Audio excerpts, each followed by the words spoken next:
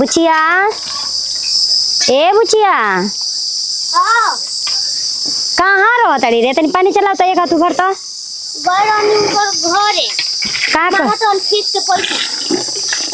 तोरा के फीस के पैसे नहीं के भरात अभी वही दिन ना पापा लेके गई ना रे ना तो वो महीना के फुया लेके ना दे बुका कहतन कि 3000 वही भर के बाकी बता मैं भर ले नहीं लेके आवा जल्दी। चल कह दे कि अब पैसा महीना लगी तब दिए कहाँ से पैसा लगा ताकि फरस ना किन रे सब क्यों नया पहन के जाता हम पुराना पहनी तो करे सब कोई के फाट गइल तब ना नया नया लेके जात होई ना टाइट और जूता मैं किनो तो हम किन ना तुम पड़े ना जो। अच्छा रुक जो चाचा यहाँ तो चल जाइए उनका संग जाके ना पवा के हम तो सोचे तैले बुचे के कपड़ा किन के इनके परिचयवा दी हाँ वो टिकाऊ पड़ी ढेर दिन अथु हुई। अच्छा हाँ लागोइले का ठीक बाजी हम बहुत खुश बानी कन्या के वाला जन भरवा कोले उतार देतानी। हाँ परसों दिना ठीक है बा ठीक बा रखी गो लागतानी सुधीर बाबा का नौकरी लागल दीदी जी जननी अयो दादा कहो तो उनकर नौकरी लागल बा तू मार खुश होके आवत लुआ ता ना तो उनकर माइयो ना खुश होइल यहाँ। अरे ऐसा बात नहीं के टोला के बाड़न गांव के अपने ना एथी बाड़न कहनी है कि काम छी एगो भाड़ा कइले रही भाड़ा उतारे के रहे तो तू भाड़ा कइले रहू तो का हो जे मान ली कि अगल बगल के बावन हमनी के गोतिया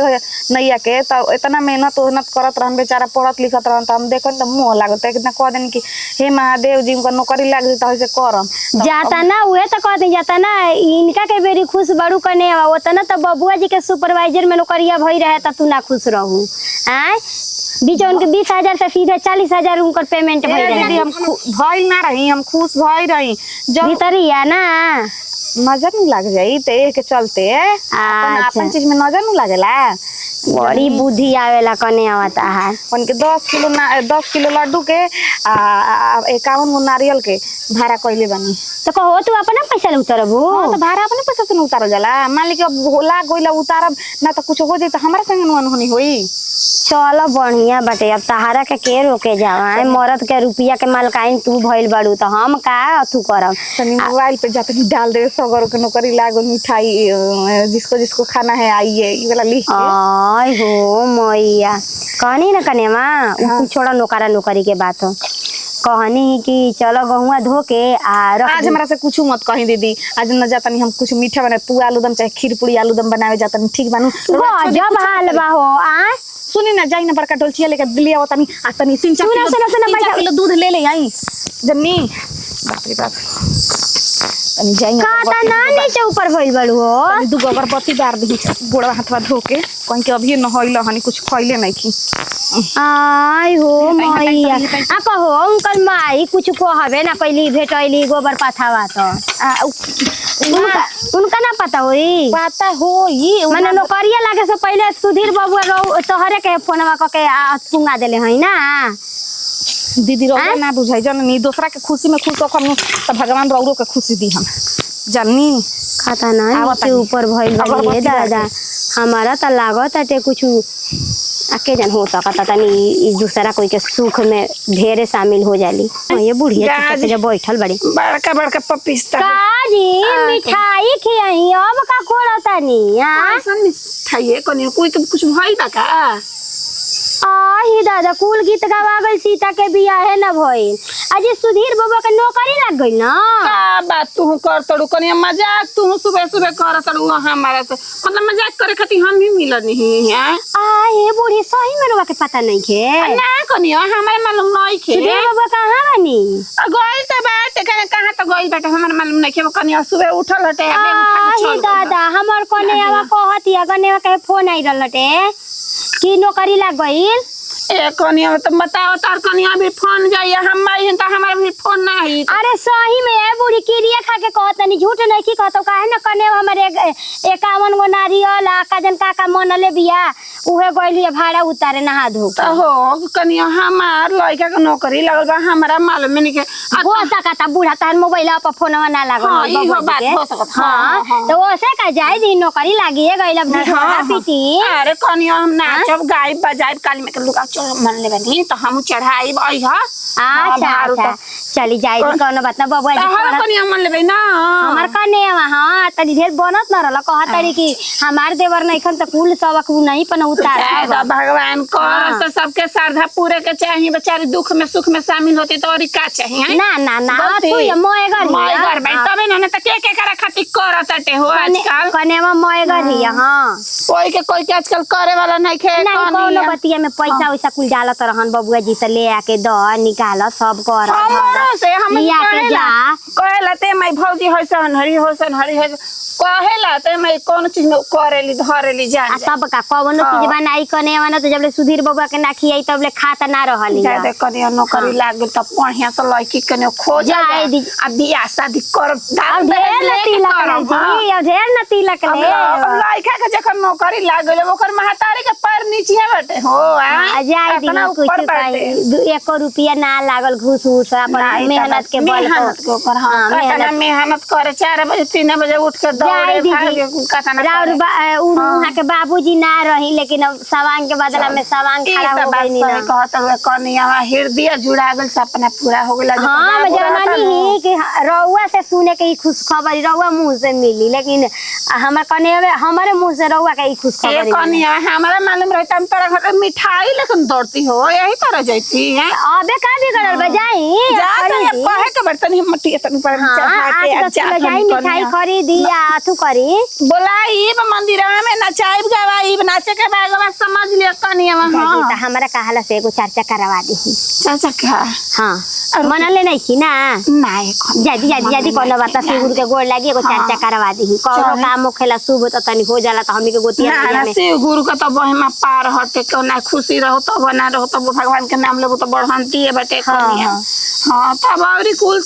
ठीक बाड़ू ना कनिया हां जी चाची जी ठीक बानी एकदम बढ़िया बानी अभी ये खुशी के बात बाकी गांव देहात में अपन घर में एगो नौकरी चाकरी हो गई सब त लइका बेटा वो पढ़ले लिखल रहन जा लेकिन कुछ ना प्राइवेट करतन जे सरकारी त इहे के ना भइल सुधीरे बबुआ के ना ज्यादा कने हम सब समझ सुनले बहुत बढ़िया सुनैलो खबर है कनिया चाची के मिठाई ज्यादा खियाई भुलाइला कसनते हां ठीक बा हमरा तो अभी फोन करे सुधीरा अभी कहां बाटे आवते न हो खबू बताओ हो भला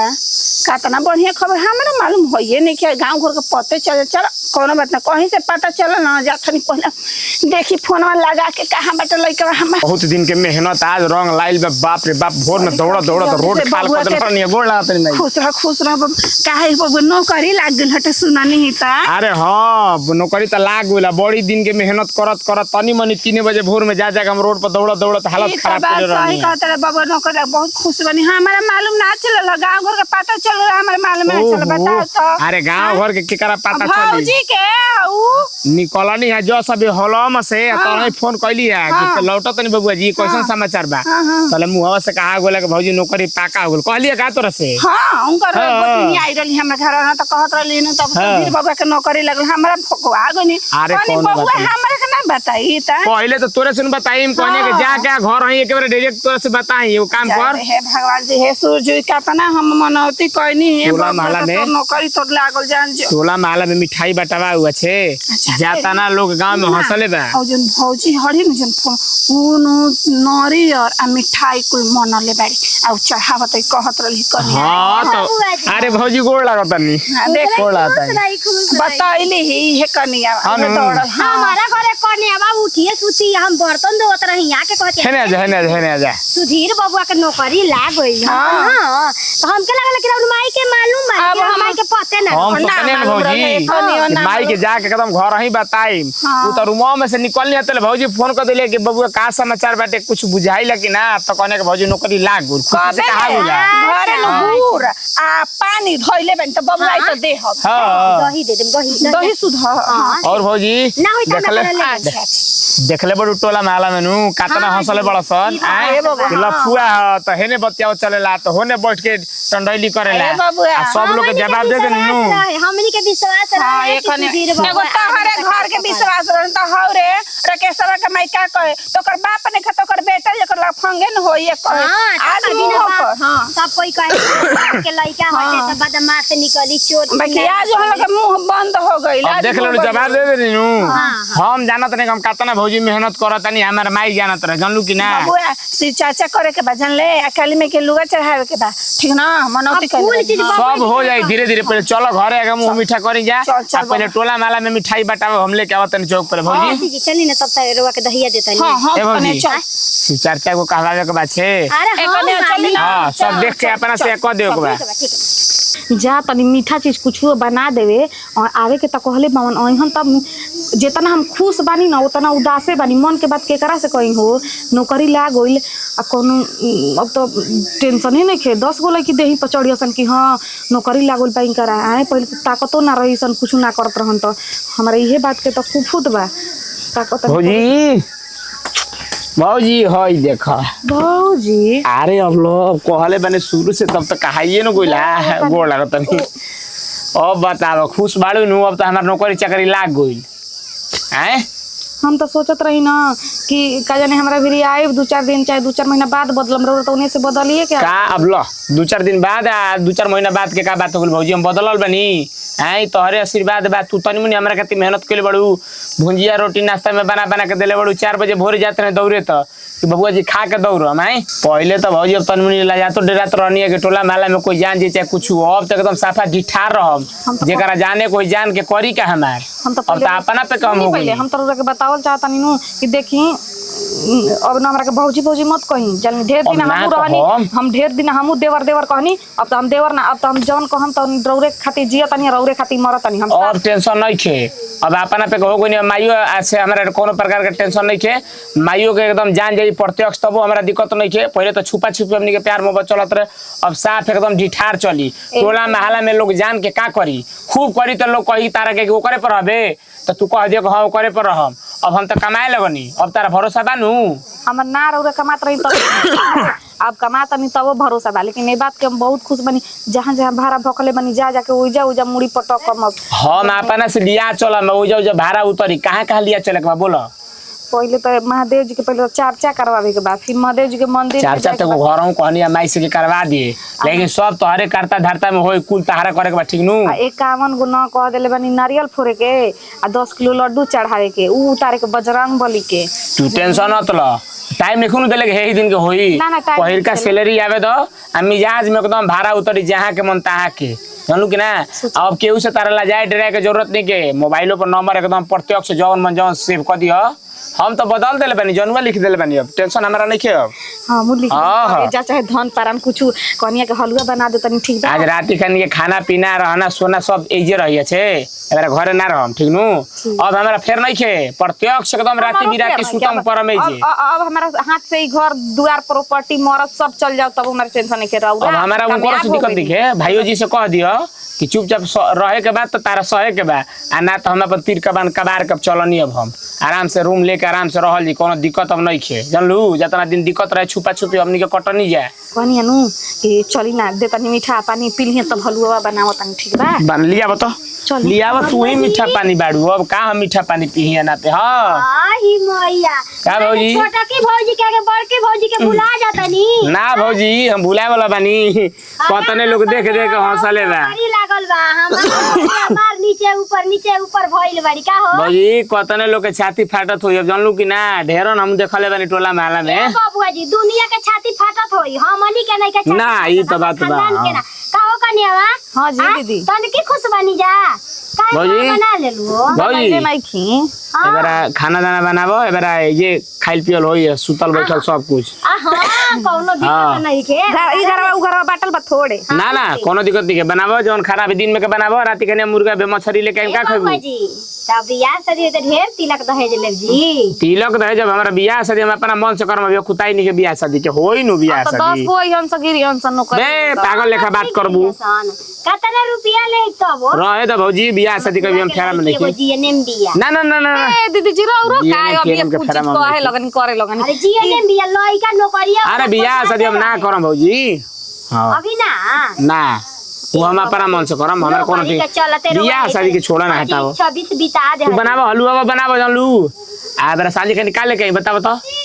ए जे बनी खाना जौन रौरा सोचता ही जौन मुर्गा लेके आवा तने बेरा ए जे बनावा खाई पियो आराम से रह हां खासी कह दो खसी यहाँ के नान खाई ना तू खाइबू तो लिया दे ना तो मुर्गा बनी ना छोड़ी मुर्गे बने सब ठीक बा मुर्गे बनी तोहरे बात रही जा तनी हम आई तनी मार रस तनी घोरा त तनी दही के आ चीनी के चली कुलारा पहले चालू कर तनी बैठी पहले चल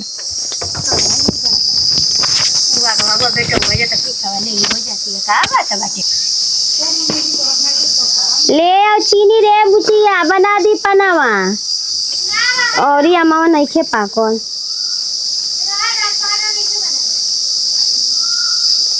तनी सा तू ले लिए ठंडा पानी फ्रिज में ले चाची के निकाल के बाड़ू हो कनियावा हो गई बेटे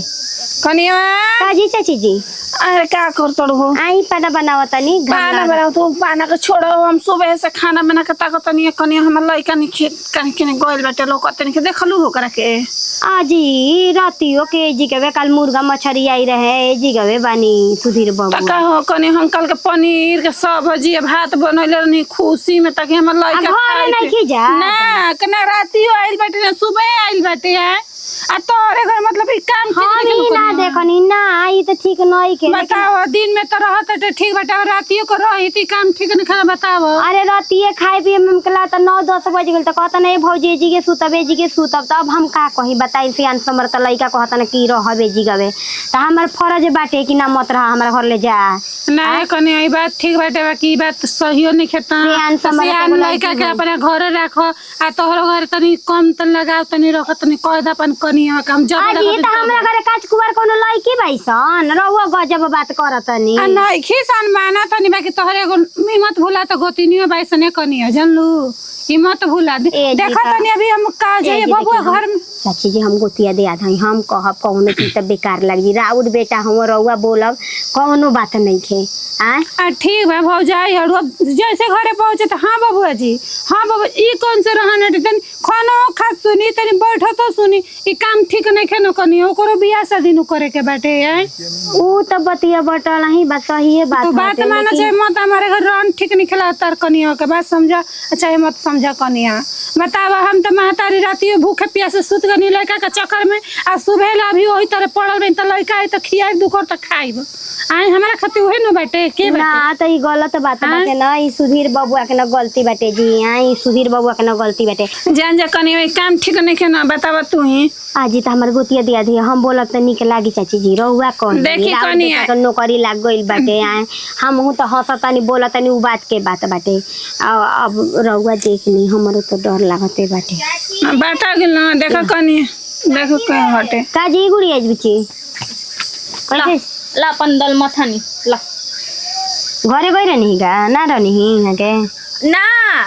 आजान तरू ए सुधीर भैया के ना काजे केने भेज देले बाड़ी जब से आइल बड़ा ना तब से मतलब खर्चा के नाम पे सुधीर भैया हमारे घर निखे ठेकान माई के मुंहे बतियावे के लूरा सूर चाहे हमारे खाना साना अब नोटिया बचावे के न सोचबू खर्चा करे के सोचबू अरे 2 दिन हम खाना नहीं खइले ओकरा चक्कर में ठीक ना घरे खाना 2 दिन नहीं खे खाता अब तरी से बात बतिया घरे रहत रे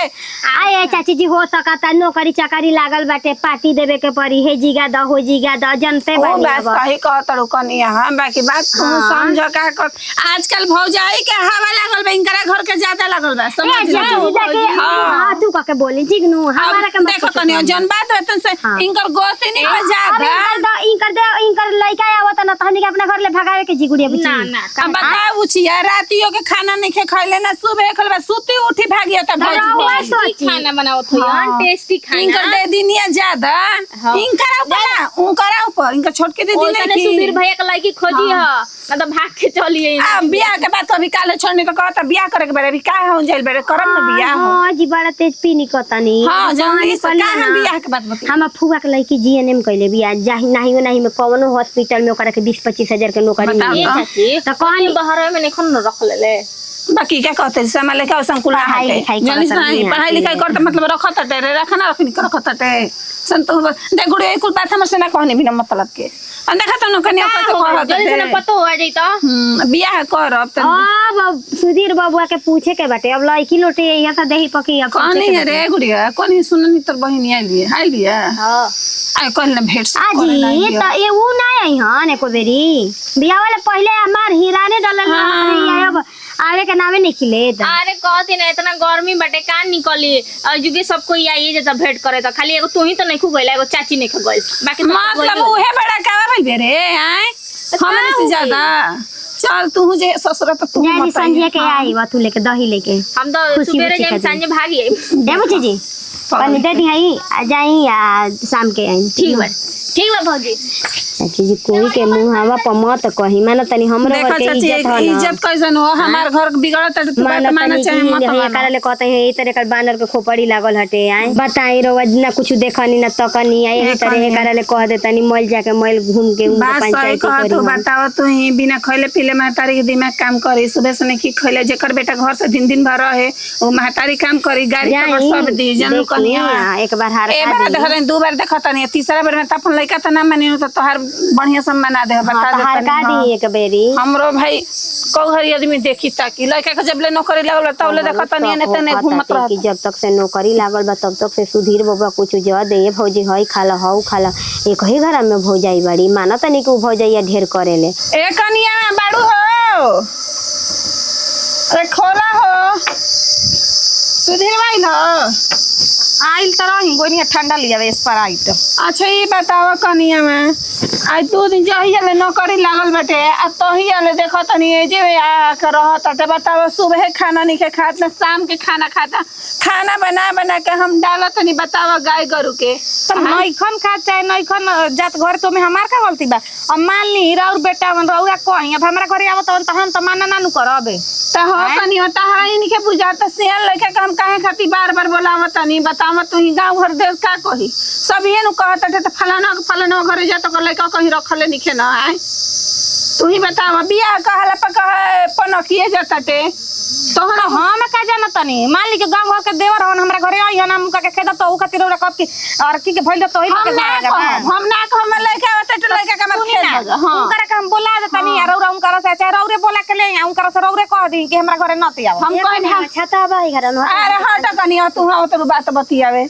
रहो गजब करत है अब घर में घुसा के रखत हो जा ठंडा पी पी के अब माने रौ लइका ढेरे थी पइल बन क दिन नती आव उसके जता घरे का लियावे रौरा जाई ना जाए मतलब नौकरिए लागल तो कर नौकरिए पे नजर में ढेर रखा है हमनी के मरद नहीं खन के रौ बेटा मुर्गा है तो मछली है तो ठंडा है तो पियत आदमी जे खाता वो करे के कही ठीक ना एक आदमी के खींच का है ई खाते तो तू ना खातो कबू ऐसन बतिया तड़ू ढेर बोला तनी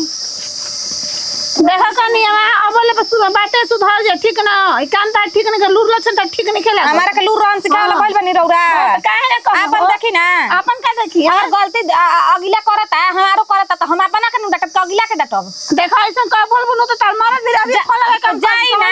हमारा मरद बिरौला के फोन कर कदर ना चले तो दूसरा के मरद की कदर करे दूसरा के लेके के आय सुनी रौर हक बार और बेटा पर और उनका के बोली हमार के बोले बोले 3 में के 13 में कौना में हई जी रौरा काहे त हमर बेटा के तू रखे वाला के हाड़ू जाने तनी के रखले बा रखम जाने को दखी ना तो जा हमरा भी ई है जाला ये कारण को धान पर आदमी खाला कच्चा आदे फूखेला ऐसे आगे दाना पर नहीं खेनो ए हटी जल्दी ऐसे हटी आई हम लाइक ऐसे बट नती भेटा त नुक्ता बकरा के बतावत नहीं नती के खोजत नहीं हम तेज बने अबे फोनवा क के बोलावत अच्छा, अच्छा ए फिर मैं का बाड़ू हेलो कहां बानी जी तनी आई तारा और माई हमरा के जाने का बोल के ना जाने का चल गइली ह तब का घरे आके बता दी के रौरा केकरा संग रहम उनकर घरवा रहम के हमरा भिरिया रहब का सुन तनी मुंह बाके जी ऐसे ही हमरा पारा में आग लागल बा हां आई का हो हां ये कने ई का कहतड़ू हो का कहत नहीं बताई ना तनी की का कहत नहीं कहतड़ू कि उनका कह रहब कि हमारा कह रहब हां तो कहम ना पर बेटा हुआ तो नहीं कह न रही कि का है उनका क्या रहियन का है काहे तहार कौन हक बाटे हमरा से उ बियाह क लेले बड़म हां ठीक बा को हम मनौती यही खातिर तुम हां यही खातिर मनल है हां माने हमर देवरा मर्द मानुस घरे नहीं खाता बाहर बनता तो तू कोई अपने आदमी खातिर न मनौती मान लगा टोला पड़ोस के आदमी ठेका ले लेबा के कोनो का हई लग जाओ त नौकरी लग जाओ के का लग जाओ कि घर में बैठा के ये कुल करत तो अपन मैया सही न बिया बोतिया हम ओकरा पर किसी तरीके में गोदी में रंग राउर के बोली मत ढे ठीक बा हमार जिंदगी हम कैसे बिताई राउर का अपना मर संग सती बन कर रही ना हमरा नहीं के बन कर रहे के तो हई लइका पे के दुगो कहां छोड़ के जीबो कौना कहे जीबो ओकरा संगे जब ना के जन्मा वाला जो राखी इज्जत ना सता हां तो जाए दे हमर मन बा ना सवावे के हमर मन बा ना सवावे के हां तो तारे ने सता खेलन आदमी देखले और कुछ कहे के बा हम हई सत खेलन और कुछ कहे के बा रौरा थानी हई नु आज के बाद हमरा घर में ना घुसी कैसे घुस जाई देखियो ना अबे हम फोन कर और के धसवाई बा करो के अभी बाहर ही जाता नहीं है कहता ना है हिम्मत भाई बाबू शिवानिया शिवानिया लिया तो फोन कैसे के लगाई फोन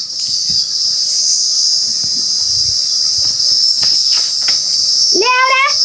हेलो हेलो अरे आई जल्दी अरे हम आगू बनी के और संगे जाई तो फिर छोड़म ना नुने आधा रास्ता ले जाके ना सुने लू मार कचर कचर क के ध देबू सामान अपन ले ले बड़ू हां जौन मेन सामान बा अपन पैसा रुपया गहना गुड़िया कुल ले ले बानी हां तो हम अपन ले ले बानी एगो ब्लाउज एगो साड़ी ओनिया किन लेम हम बैग झोरा सब कुछ सरिया ले ले बानी